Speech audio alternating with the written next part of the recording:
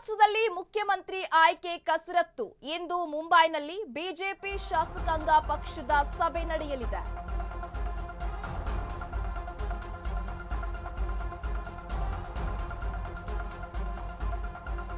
ಮಹಾರಾಷ್ಟ್ರದಲ್ಲಿ ಮುಖ್ಯಮಂತ್ರಿ ಆಯ್ಕೆ ಕಸರತ್ತು.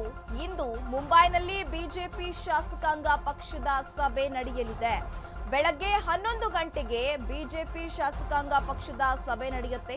ಈಗಾಗಲೇ ಮುಂಬೈಗೆ ಆಗಮಿಸಿದ್ದಾರೆ ವಿಜಯ್ ರೂಪಾನಿ. ಬಿಜೆಪಿಯ ಕೇಂದ್ರ ವೀಕ್ಷಕರಾಗಿ ಆಗಮಿಸಿದ್ದಾರೆ ವಿಜಯ್ ರೂಪಾನಿ. ಮಹಾರಾಷ್ಟ್ರದಲ್ಲಿ ಇದೀಗ ಸಿಎಂ ಆಯ್ಕೆ ಕಸರತ್ತು ನಡೀತಾ ಇದೆ. ಯಾರಾಗಬಹುದು ಮುಂದಿನ ಮುಖ್ಯಮಂತ್ರಿ ಮಹಾರಾಷ್ಟ್ರದ್ದು ಅನ್ನೋದು ತೀರಾ ಕುತೂಹಲ ಕೆರಳಿಸಿದೆ. ಒಂದ್ ಕಡೆ ನೋಡಿದ್ರೆ ದೇವೇಂದ್ರ ಫಡ್ನವೀಸ್ ಅಂತ ಹೇಳಲಾಗ್ತಾ ಇದೆ. ಈ ಕಡೆ ನೋಡ್ತಾ ಇದ್ರೆ ನಾವು ದೇವೇಂದ್ರ ಫಡ್ನವೀಸ್ ಆಗಿರಬಹುದು, ಏಕನಾಥ್ ಶಿಂದೆ ಆಗಿರಬಹುದು, ಅಜಿತ್ ಪವಾರ್ ಮೂವರು ಕೂಡ ಸಿಎಂ ರೇಸ್ ನಲ್ಲಿದ್ದಾರೆ. ಇಂದಿನ ಸಭೆಯಲ್ಲಿ ಸಿಎಂ ಆಯ್ಕೆ ಮಾಡುವ ಬಗ್ಗೆ ಚರ್ಚೆ ನಡೆಯಲಿದೆ. ಬಹುತೇಕ ದೇವೇಂದ್ರ ಫಡ್ನವೀಸ್ ಸಿಎಂ ಆಗುವ ಸಾಧ್ಯತೆ ಹೆಚ್ಚಾಗಿ ಕಂಡು ಬರ್ತಾ ಇದೆ. ಸಭೆ ಬಳಿಕ ಸರ್ಕಾರ ರಚನೆಗೆ ಹಕ್ಕು ಮಂಡಿಸುವ ಸಾಧ್ಯತೆ ಕೂಡ ಇವತ್ತು ಆಗುತ್ತೆ. ರಾಜ್ಯಪಾಲರನ್ನ ಭೇಟಿಯಾಗಿ ಹಕ್ಕು ಮಂಡಿಸುವ ಸಾಧ್ಯತೆ ಇದೆ ಅಂತ ಹೇಳಲಾಗ್ತಾ ಇದೆ.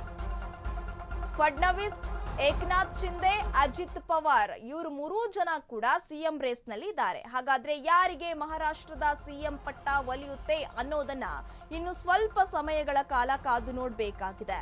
ಇವತ್ತಿನ ಸಭೆಯಲ್ಲಿ ಸಿಎಂ ಆಯ್ಕೆ ಮಾಡುವ ಬಗ್ಗೆ ಚರ್ಚೆ ನಡೆಸಲಾಗುತ್ತೆ. ಸಭೆ ಬಳಿಕ ಸರ್ಕಾರ ರಚನೆಗೆ ಹಕ್ಕು ಮಂಡಿಸುವ ಸಾಧ್ಯತೆ ಕೂಡ ಇದೆ. ರಾಜ್ಯಪಾಲರನ್ನ ಭೇಟಿಯಾಗ್ತಾರೆ. ಫಡ್ನವೀಸ್ ಆಗಿರ್ಬೋದು ಅಥವಾ ಏಕನಾಥ್ ಶಿಂದೆ, ಅಜಿತ್ ಪವಾರ್ ಮೂವರು ಕೂಡ ಇವತ್ತು ರಾಜ್ಯಪಾಲರನ್ನ ಭೇಟಿಯಾಗ್ತಾರೆ. ನಾಳೆಯೇ ಮುಖ್ಯಮಂತ್ರಿ ಪ್ರಮಾಣ ವಚನ ಕಾರ್ಯಕ್ರಮ. ಮಹಾಯುತಿ ಸರ್ಕಾರದಲ್ಲಿ 2 ಡಿಸಿಎಂ ಹುದ್ದೆ ಸೃಷ್ಟಿಯಾಗಲಿದೆ. ಶಿವಸೇನೆ ಶಿಂದೆ ಬಣ, ಅಜಿತ್ ಪವಾರ್ ಬಣಕ್ಕೆ ಡಿಸಿಎಂ ಸ್ಥಾನ ಸಿಗುತ್ತೆ ಅಂತ ಹೇಳಲಾಗ್ತಾ ಇದೆ. ಏಕನಾಥ್ ಶಿಂದೆ ಹಾಗೂ ಅಜಿತ್ ಪವಾರ್ಗೆ ಡಿಸಿಎಂ ಹುದ್ದೆ ಸಿಕ್ಕರೆ ನಾಳೆಯೇ ಸಿಎಂ ಡಿಸಿಎಂ ಪ್ರಮಾಣ ವಚನ ಕಾರ್ಯಕ್ರಮ ನಡೆಯಲಿದೆ. ಹೆಚ್ಚಿನ ಸ್ಥಾನವನ್ನ ಬಿಜೆಪಿ ಗೆದ್ದಿದೆ. ವಿಧಾನಸಭೆ ಸ್ಪೀಕರ್ ಸ್ಥಾನವನ್ನ ಉಳಿಸಿಕೊಳ್ಳೋಕೆ ಕೇಸರಿ ಪಡೆ ಸಜ್ಜಾಗ್ತಾ ಇದೆ. ಏಕನಾಥ್ ಶಿಂದೆ ಬಣಕ್ಕೆ 12 ಸಚಿವ ಸ್ಥಾನ ಸಿಗುವ ಸಾಧ್ಯತೆ ಇದೆ. 16 ಸಚಿವ ಸ್ಥಾನ ಕೊಡುವಂತೆ ಬೇಡಿಕೆಯನ್ನ ಇಟ್ಟಿದ್ರು ಶಿಂದೆ ಬಣದವರು. ಅಜಿತ್ ಪವಾರ್ ಬಣಕ್ಕೆ 9 ರಿಂದ 10 ಸಚಿವ ಸ್ಥಾನ ನೀಡುವ ಸಾಧ್ಯತೆ ಇದೆ. ಮಹಾಯುತಿ ಸರ್ಕಾರದಲ್ಲಿ ಬಿಜೆಪಿಗೆ ಸಿಎಂ ಸ್ಥಾನ. ಬಿಜೆಪಿ ನೇತೃತ್ವದಲ್ಲಿ ಸರ್ಕಾರ 2 ಡಿಸಿಎಂ ಹುದ್ದೆಯನ್ನ ಸೃಷ್ಟಿ ಮಾಡಲಿದೆ. ಯಾಕಂತ ಅಂದ್ರೆ ಬಿಜೆಪಿ ಭರ್ಜರಿ ಬಹುಮತವನ್ನ ಗಳಿಸಿದೆ.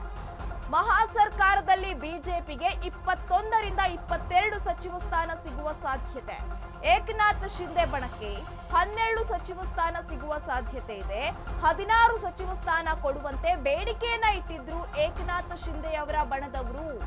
ಅಜಿತ್ ಪವಾರ್ ಬಣಕ್ಕೆ 9 ರಿಂದ 10 ಸಚಿವ ಸ್ಥಾನ ನೀಡುವ ಸಾಧ್ಯತೆ ಇದೆ. ಕಂದಾಯ ಹಾಗೂ ಗೃಹ ಇಲಾಖೆ ಖಾತೆಯನ್ನ ಬಿಜೆಪಿ ತನ್ನ ಬಳಿಯೇ ಇರಿಸಿಕೊಳ್ಳಲಿದೆ. ಯಾಕಂದ್ರೆ ಬಿಜೆಪಿ ಪ್ರಚಂಡ ಬಹುಮತವನ್ನ ಗಳಿಸಿದೆ. ಮಹಾಯುತಿ ಸರ್ಕಾರದಲ್ಲಿ ಬಿಜೆಪಿಗೆ ಸಿಎಂ ಸ್ಥಾನ ಅಂತೂ ಸಿಗುತ್ತೆ. ಹಾಗಾಗಿ ಬಿಜೆಪಿ ನೇತೃತ್ವದ ಸರ್ಕಾರದಲ್ಲಿ 2 ಡಿಸಿಎಂ ಸ್ಥಾನವನ್ನ ಸೃಷ್ಟಿಸಬೇಕು. ಏಕನಾಥ್ ಶಿಂದೆ ಹಾಗೂ ಅಜಿತ್ ಪವಾರ್ಗೆ ಡಿಸಿಎಂ ಹುದ್ದೆಯನ್ನ ಕೊಡಬೇಕು ಅಂತ ಹೇಳಲಾಗ್ತಾ ಇದೆ. ಡಿಸೆಂಬರ್ 5ರಂದು ಸಿಎಂ ಹಾಗೂ ಡಿಸಿಎಂ ಇಬ್ಬರೂ ಕೂಡ ಪ್ರಮಾಣ ವಚನವನ್ನ ಸ್ವೀಕರಿಸಲಿದ್ದಾರೆ.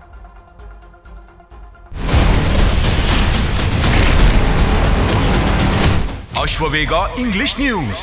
Coming soon. Your channel, your voice, your trust.